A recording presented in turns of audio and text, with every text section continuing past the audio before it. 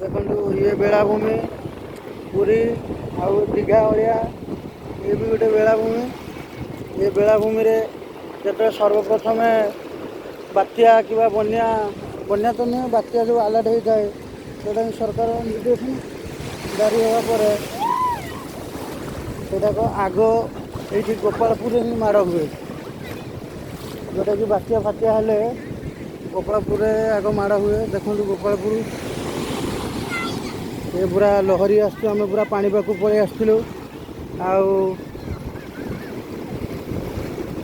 ଇଏ ଲମ୍ବୁ ପାଣିରେ ଓଦା ହେଉଛି ଗାଧେଇକି। ଆମେ ସିନା ପିଢ଼ା ହୋଟେଲ ପାଇଲୁନି, ଆଉ ଗୋଟେ ଯେଉଁଟାକି ବ୍ରହ୍ମପୁରରେ ଫେମସ୍ ହୋଟେଲ ଓଡ଼ିଏନ୍ରେ ଆମେ ମଟନ୍ ଭାତ ଆଜି ଖାଇକି ଆଇଲୁ। ଅବଶ୍ୟ ଭିଡ଼ିଓଟା ଟିକେ ସୁଟିଂ କରିପାରିଲୁନି, ମନ ଦୁଃଖ ରହିଲା। ଦେଖନ୍ତୁ ସବୁ କେତେ ବଡ଼ ବଡ଼ ଜୁଆର ଆସୁଛି, ସବୁ ଭିତରକୁ ସବୁ ଯାଇଛନ୍ତି।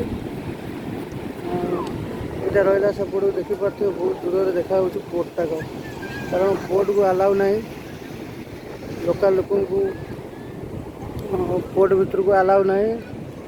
ଆଉ ଏଇଟା ହେଉଛି ତାଙ୍କର ରାଡ଼ାରଟାକ, ଯେଉଁଟାକି ବାତ୍ୟା ଫାତ୍ୟା ଆସିଲେ ସିଗ୍ନାଲ୍ ଦେବ, ଏଇସବୁ ଜିନିଷ। ଆଉ ଏଇଟା ହେଉଛି ଗୋପାଳପୁର ବନ୍ଦର, ଯେଉଁଟାକି ଓଡ଼ିଶା ସୀମାର ଲାଷ୍ଟରେ ରହୁଛି। ଏଇଟା ବ୍ରହ୍ମପୁର ଡିଷ୍ଟ୍ରିକ୍ଟରେ ଗୋପାଳପୁର ବନ୍ଦର। ଏତିକି କହି ମୁଁ ମୋର ଦର୍ଶକ ବନ୍ଧୁମାନଙ୍କୁ, ଯେଉଁମାନେ ବି ଯେଉଁ ଭାଇମାନେ ମୋର ୟୁଟ୍ୟୁବ୍ ଚ୍ୟାନେଲରେ ଦେଖୁଥିବେ ଯେକୌଣସି ଜିନିଷ, ସବୁବେଳେ ଟିକେ ସବସ୍କ୍ରାଇବ୍ କରିବେ ଆଉ ଏବଂ ଲାଇକ୍ କରିବେ ଏବଂ ଘଣ୍ଟି ଚିହ୍ନକୁ ଟିକେ ଦବାଇ ଦେବେ।